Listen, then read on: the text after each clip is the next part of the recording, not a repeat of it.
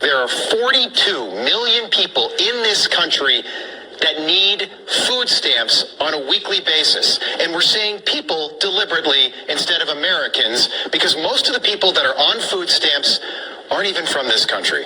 45% of Afghanistan immigrants are on food stamps. 42% of Somali immigrants, 34% of every immigrant from Iraq, 23% of Haitians, 59% of all illegal aliens are collecting food stamps, meaning that most of the people getting food stamps from the U.S. government and the U.S. taxpayer are not even Americans. Think about that. And we didn't know about any of this before the government shutdown started, but thanks to Democrats, we can confirm tonight that millions of Joe Biden illegal aliens, people who crossed the border when Joe was president, are now collecting food stamps from a program funded by hardworking American taxpayers. First, let me say that I recognize that most of the people on food stamps are American citizens. With that being said, this is a problem because we cannot continue to import people into our country that we have to pay for. And look, I recognize that this group of people represents a small percentage of the people who are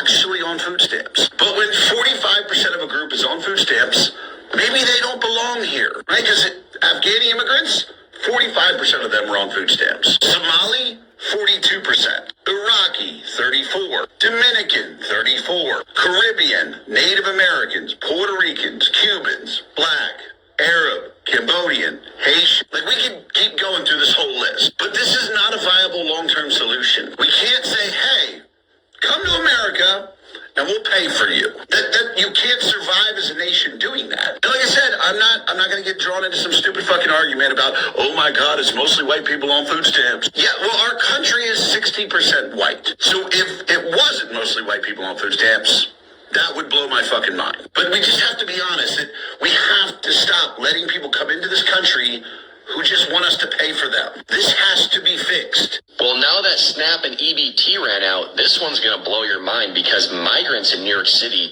were getting more food money per day than actual American citizens. And yeah, that was actually a thing. The average American on SNAP and EBT gets about $7.59 per person per day to buy food.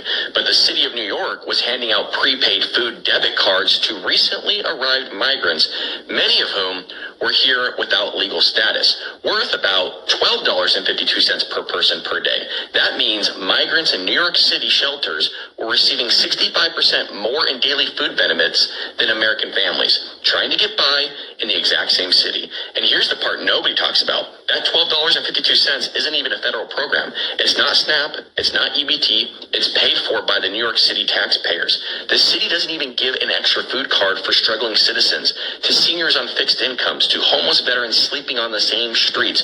But show up yesterday without documentation, and you're prioritized. This isn't about compassion, it's about political choices. And those choices are telling you exactly where American citizens land on the priority list, which is dead last.